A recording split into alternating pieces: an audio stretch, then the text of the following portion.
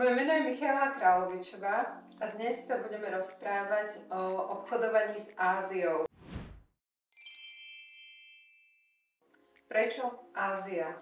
No hlavne kvôli tomu, že Ázia je továreň sveta, kde sa vyrába väčšina tovaru, s ktorým sa dennodenne stretávate. Či už sú to kancelárske potreby, nábytok, svietidlá alebo výrobné stroje či technológie. V dnešnej dobe sa už slovenskí a českí podnikatelia vo svojom podnikaní v podstate nezaobídu bez tovarových vstupov, materiálov, strojov alebo príslušenstva z Ázie. Hlavnou krajinou, kde sa ešte stále vyrába väčšina tovarov, je Čína. Produkuje sa tam napríklad 40% všetkých klimatizácií, 70% svetovej produkcie solárnych panelov pochádza z Číny a takmer 90% všetkej výroby elektrobicyklov.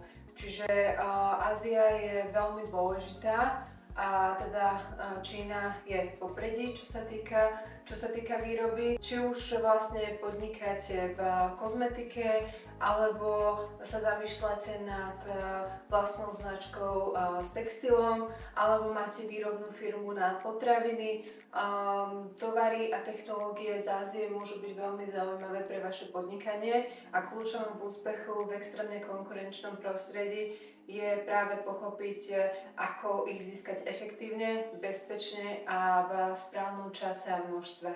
Zoberme si taký príklad firmy, ktorá podniká s kozmetikou. Máte vlastnú značku prírodnej kozmetiky, všetky ingrediencie, ktoré do nej dávate, si nakupujete lokálne, čo je výborné a zákazníci vás za to chvália. Na čo ale postupne narazíte je to, že budete potrebovať väčšie a väčšie objemy obalov na vaše produkty. Taktiež vám bude potrebné odlišiť sa napríklad od konkurencie. Nebudete predsa chcieť rovnaké obaly na vašu kozmetiku, ako používajú všetci v okolí.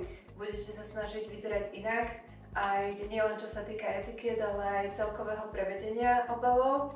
A tam teda prichádza na scénu Ázia, ktorá má neskutočné možnosti a ktorá vám bude vedieť ušetriť aj veľké náklady pri väčších objemoch.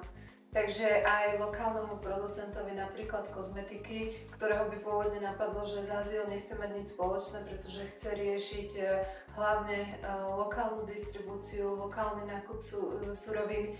Aj pre takýchto má vlastne Ázia svoje opodstatnenie a môže byť veľmi zaujímavým spôsobom, ako znížiť náklady, odlišiť sa od konkurencie a tým vlastne získať aj dlhodobú konkurenčnú výhodu.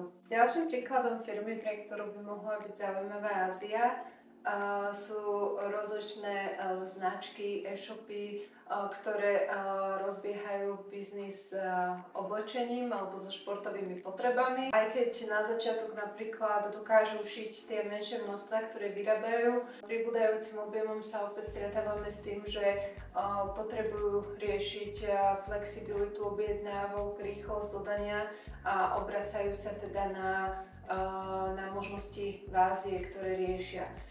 Nemusí to byť čiste len Čína, pretože odevy sa už vo veľkom vyrábajú napríklad vo Vietname, v Indii, Bangladeši, Sri Lanke, čiže môže to byť dovoz z iných ázijských krajín, kde výrobcovia sú napríklad aj ochotnejší ako výrobcovia v Číne vyrábať menšie množstva. Čiže aj takéto značky začínajúce, ktoré vyrástli na tom, že mali lokálnu manufaktúru, kde sa šilo, či už to bolo v Česku alebo na Slovensku, prípadne v Srbsku alebo v iných krajinách Európy, môžu dojsť do štádia pri raste, že už im tie lokálne možnosti nestačia a potrebujú preveriť Áziu, kde tie objemy výrobné sú extrémne vysoké a dodávateľia sú schopní aj rýchlejšie a flexibilnejšie reakcie na potreby trhu. Ďalším príkladom môžu byť slovenské a české firmy, ktoré vyrábajú potraviny a vyrábajú napríklad nejaké cukrovinky alebo nealkoholické nápoje, prípadne kaše alebo rôzne pasty. S čím sa stretávajú je, že po určitej dobe už nie je možné robiť všetko mechanicky, manuálne a tým pádom začínajú hľadať možnosti automatizácie.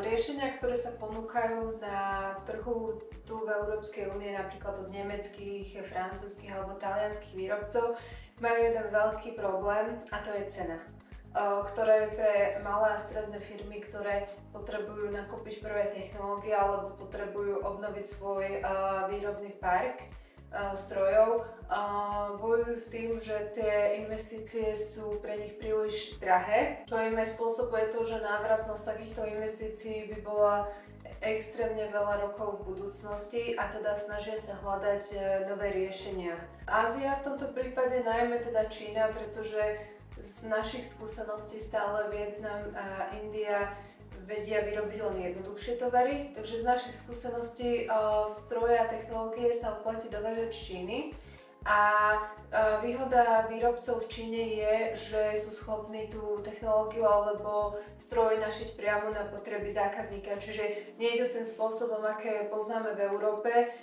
kde výrobca tlačí zákazníkovi to, čo má vyrobené, presný typ, a ak je tam potrebná nejaká úprava, tak stojí extrémne financie.